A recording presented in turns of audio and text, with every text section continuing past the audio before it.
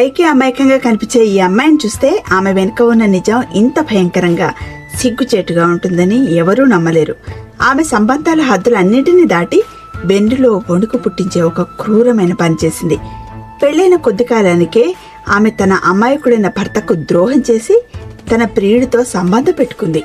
కానీ ఆమె అత్తగారి ఈ రహస్యాన్ని తెలుసుకున్నప్పుడు ఆ అమ్మాయి అసలు స్వరూపం బయటపడింది. తన రహస్యాన్ని దాచుకోవడానికి ఆమె తన అత్తని చంపేసింది.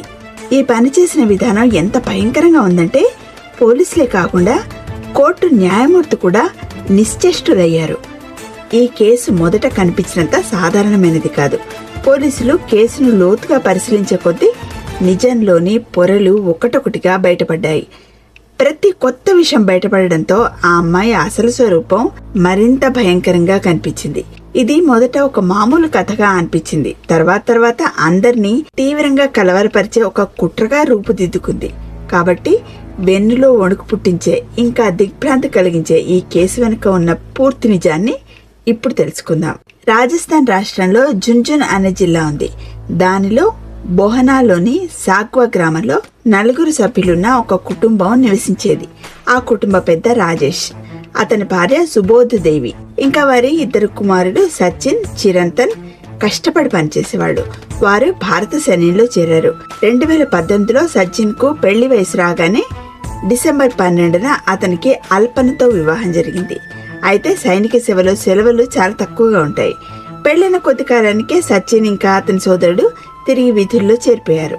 ఆ ఇంటి పెద్ద అయిన రాజేష్ కూడా పని కారణంగా తరచుగా ఎక్కువ కాలం ఇంటికి దూరంగా ఉండేవాడు. దానివల్ల చాలా సమయం ఇంట్లో అల్పన, ఆమె అత్తగారు సుబోధ్ దేవి మాత్రమే ఉండేవాళ్లు. పెళ్లైన సుమారు 6 నెలల తర్వాత జూన్ 3, 2019 ఆ కుటుంబాన్ని మొత్తం కుదిపేసే ఒక సంఘటన జరిగింది. ఆ రోజు అల్పన ఏడుస్తూ అరుస్తూ అకస్మాత్తుగా ఇంటి నుండి బయటకు పరిగెత్తింది. ఆమె సిచ్యువేషన్ చూసి చుట్టుపక్కల వారు ఆందోళనకు గురయ్యారు. ఏమైంది అని ప్రజలు ఆమెను అడిగినప్పుడు ఆమె తన అత్తగారి గదిలో ఒక పామును చూశానని చెప్పింది. ఆమె సుబోధ్ దేవిని చాలా సార్లు పిలిచింది, కానీ ఎటువంటి స్పందన రాలేదు. ఈ వార్తతో గ్రామం మొత్తం దిగ్భ్రాంతికి గురైంది. కొందరు పాములు పట్టేవాడిని పిలవడానికి పరిగెత్తారు, కానీ ఇంట్లోకి ప్రవేశించడానికి ఎవరికీ ధైర్యం సరిపోలేదు. కొద్దిసేపటికే ఒక పాములు పట్టేవాడు వచ్చి కొన్ని నిమిషాల్లో పామును పట్టుకున్నాడు. అప్పుడు అల్పన ఇరుగు పొరుగు వారి సహాయంతో తన అత్తగారైన సుబోధ్ దేవిని ఆసుపత్రికి తీసుకువెళ్లింది.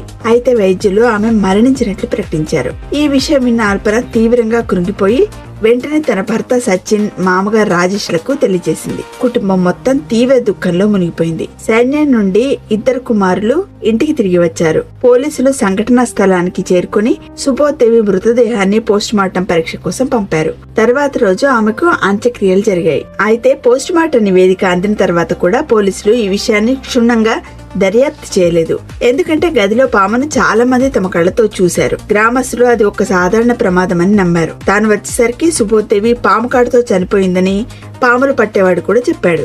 ఆ ఇంటి చుట్టూ ఇంతకు ముందు కూడా పాములు కనిపించిన పొదలు ఉన్నాయి. వీటన్నింటి ఆధారంగా పోలీసులు ఆ కేసును ఒక సాధారణ ప్రమాదంగా ముగించారు. వారికి కొద్దిగా కూడా అనుమానం రాలేదు. పాము ఇంట్లోకి ఎలా ప్రవేశించిందో, లేకపోతే దాన్ని ఎవరైనా తీసుకువచ్చారో అని విచారించే ప్రయత్నం కూడా వారు చేయలేదు. పోస్ట్ మార్టం నివేదికను కూడా తీవ్రంగా పరిశీలించకుండా ఇతర ఫైళ్లతో పాటు ఒక మూలను పడేశారు. నెమ్మదిగా 6 నెలలు గడిచాయి. ఆ ఇంటి ఇల్లాలైన సుబోధ్ దేవి మరణం వల్ల కలిగిన దుఃఖం తగ్గడం ప్రారంభమైంది. రాజేష్ ఇంకా అతని 2 కుమారులు తమ సాధారణ జీవితాలకు తిరిగి రావడానికి ప్రయత్నిస్తున్నారు. కానీ ఒకరోజు పొరుగువారు రాజేష్ ను దిగ్భ్రాంతికి గురిచేసే ఒక విషయం చెప్పారు. మీరు ఇంట్లో లేనప్పుడు ఒక అపరిచిత వ్యక్తి తరచుగా మీ ఇంటికి వస్తున్నాడని, అతను మీ కోడలతో ఎక్కువసేపు మాట్లాడుతున్నాడని వాళ్ళు రాజేష్ కి చెప్పారు. ఇది విన్న రాజేష్ ఆ వ్యక్తి ఎవరు, ఎందుకు వస్తున్నాడు అని తన కోడల్ని ప్రశ్నించడం ప్రారంభించాడు. ఈ ప్రశ్నలు ఆ తర్వాత ఈ కేసులోనే అత్యంత భయంకరమైన నిజాన్ని బయటపెట్టాయి. తన కొడుకు సచిన్ కి ఈ విషయం చెప్తే పరిస్థితి చాలా తీవ్రంగా అవుతుంది అని అనిపించింది. అందుకే రాజేష్ కొన్ని రోజులు సెలవు తీసుకొని ఇంట్లోనే ఉండాలని నిర్ణయించుకున్నాడు. ఈ సమయంలో అతను ఒక వింత విషయాన్ని గమనించాడు. అల్పన చాలాసేపు ఫోన్ కాల్స్ లో ఎవరితోనో చాలా హ్యాపీగా మాట్లాడుతోంది. రాజేష్ ఆ కాల్స్ గురించి అడిగినప్పుడు అవి తన తల్లిదండ్రుల నుంచి వస్తున్నాయని చెప్తోంది. కానీ ఆమె సమాధానంలో రాజేష్ కి నిజం కనిపించలేదు. తర్వాత అల్పన వేరొక అతనితో వివాహేతర సంబంధం కలిగి ఉందేమో అని ఆ మామగారికి అనుమానం వచ్చింది. చాలా బాధపడి రాజేష్ తన అనుమానాలను తన కొడుకు సచిన్ తో చెప్పాడు. తన భార్య మరణం వెనుక అల్పన ఉందేమో అని అనుమానిస్తున్నానని సచిన్ కి రాజేష్ చెప్పాడు. ఈ మాటలు సచిన్ ని తీవ్రంగా కదిలించాయి. అతను వెంటనే తన తల్లి పోస్ట్ మార్టం నివేదికను తెప్పించుకున్నాడు. సచిన్ ఆ నివేదికను చదివినప్పుడు అతను నిశ్చేష్టుడయ్యాడు. సుబోధ్-దేవి ఊపిరాడక చనిపోయిందని నివేదికలో స్పష్టంగా పేర్కొన్నారు. ఆమె శరీరంపై పాము విషపు ఆనవాళ్లు కూడా కనిపించాయి. ఇది కేవలం పాము కాటు కాదని, పథకం ప్రకారం చేసిన హత్య అని ఇది స్పష్టంగా సూచించింది. సచిన్ వెంటనే పోలీసుల వద్దకు వెళ్లి వారికి పూర్తి సమాచారాన్ని అందించాడు. ఈసారి పోలీసులు ఈ విషయాన్ని తీవ్రంగా పరిగణించి పోస్ట్ మార్టం నివేదికను జాగ్రత్తగా పరిశీలించారు. ఇంతకుముందు ప్రమాదంగా భావించి మూసివేసిన కేసు అకస్మాత్తుగా హత్య కేసుగా మారింది. పోలీసులు నిశ్శబ్దంగా హత్య కోణంలో దర్యాప్తు ప్రారంభించారు. అల్పన తరచుగా ఒక అపరిచితుడితో మాట్లాడుతోందని ఇరుగు పొరుగు వారు ఇంకా రాజేష్ ఇప్పటికే ఫిర్యాదు చేయడంతో ఆమె ఫోన్ కాల్ వివరాలను సేకరించారు. దర్యాప్తు సమయంలో వారు జూన్ 2 ఇంకా 3వ తేదీల్లో ఆమె కాల్ హిస్టరీని పరిశీలించారు. జూన్ 2వ తేదీన అల్పన ఒకే నెంబర్ కు 9 సార్లు కాల్ చేసినట్లు పోలీసుల విచారణలో వెల్లడైంది. ఆ నెంబర్ ఎవరిది అని ట్రేస్ చేస్తే అది మనీష్ అనే వ్యక్తిదని తేలింది. ఆఫ్టర్ దట్ పోలీసులు మనీష్ ఇంటికి చేరుకొని విచారణ కోసం అతడిని పోలీస్ స్టేషన్ తీసుకొచ్చారు. మొదట్లో అతను ప్రశ్నలను తప్పించుకుంటూ ప్రతి ప్రశ్నకు సమాధానం చెప్పడానికి సమయం తీసుకున్నాడు. ఇది పోలీసుల అనుమానాన్ని మరింత పెంచింది. కానీ పోలీసులు మరింత కఠినంగా వ్యవహరించడంతో మనీష్ చివరికి లొంగిపోయి అల్పన ఆదేశాల మేరకు తాను సుబోధ్-దేవిని హత్య చేసినట్లు ఒప్పుకున్నాడు. మనీష్ తన నేరాన్ని అంగీకరించిన తర్వాత పోలీసులు వెంటనే అల్పనపై చర్య తీసుకుని ఆమెను కూడా అదుపులోకి తీసుకున్నారు. వారిద్దరిని ముఖాముఖిగా విచారించినప్పుడు ఒకరినొకరు చూసుకోగానే వారి ధైర్యం సన్నగిలిపోయింది. ఇంకా వారు మొత్తం కుట్రను బయటపెట్టేశారు. సచిన్ ఇంకా అతని తమ్ముడు చిరంతన్ ఇంకా వారి తండ్రి రాజేష్ పని నిమిత్తం తరచుగా ఇంటికి దూరంగా ఉండేవాళ్లు. దీంతో చాలా సమయం ఇంట్లో అల్పన, ఆమె అత్తగారు సుబోధ్-దేవి మాత్రమే ఉండేవాళ్లు. అల్పన వివాహం జరిగిన కొద్ది కాలానికే సచిన్ తిరిగి విధుల్లో చేరినప్పుడు అల్పన మనీష్ ను కలిసింది. మనీష్ తో అల్పనకి పాఠశాల రోజుల నుంచే పరిచయం. పెళ్లి తర్వాత అతన్ని కలిసినప్పుడు వారి మధ్య సంభాషణ మొదలైంది. వారు ఫోన్ నంబర్లు మార్చుకున్నారు. ఇంకా క్రమంగా ఈ సంభాషణలు రోజువారీ అలవాటుగా మారిపోయాయి. త్వరలోనే ఈ స్నేహం ప్రేమగా మారిపోయింది. ఆశ్చర్యకరంగా అల్పనకు పెళ్లయ్యి ఎక్కువ కాలం కూడా కాలేదు. కానీ ఆమె అప్పటికే తన భర్తకు ద్రోహం చేయడం మొదలు పెట్టేసింది. అల్పన, మనీష్ గంటల తరబడి ఫోన్లో మాట్లాడుకునేవాళ్లు. ఒకరికొకరు వీడియో కాల్స్ చేసుకునేవాళ్లు. ఎప్పుడు సంప్రదింపులు జరుపుకుంటూ ఉండేవాళ్లు. పరిస్థితి ఎంతవరకు వచ్చిందంటే పొద్దున లేవగానే మనీష్కు ఫోన్ చేసేది. వంటగదిలో పనిచేస్తున్నప్పుడు కూడా ఆమె మాట్లాడుతూనే ఉండేది. రోజంతా మాట్లాడుతూ ఉండేది. కానీ ఒకరోజు సుబోధ్-దేవికి వారి సంబంధం గురించి తెలిసిపోయింది. ఆమె తప్పుడు మార్గంలో వెళ్తోందని అల్పనను హెచ్చరించింది. కానీ అల్పన ఆమె మాటలను పట్టించుకోలేదు. క్రమంగా అల్పన దృష్టి తన ఇల్లు మరియు బాధ్యతల నుండి మళ్లింది. సుబోధ్-దేవి తన కోడలికి నచ్చ చెప్పడానికి ప్రయత్నించినప్పుడల్లా ఆమె మాటను పెడచెవిన పెట్టేది. ఈ భయంకరమైన కుట్రకు ఇదే అసలైన ప్రారంభం. యాదృచ్ఛికంగా సచిన్ కొన్ని రోజులు సెలవుపై ఇంటికి తిరిగి రావాల్సి ఉంది. ఈ విషయం విన్న అల్పన తీవ్రంగా కుంగిపోయింది.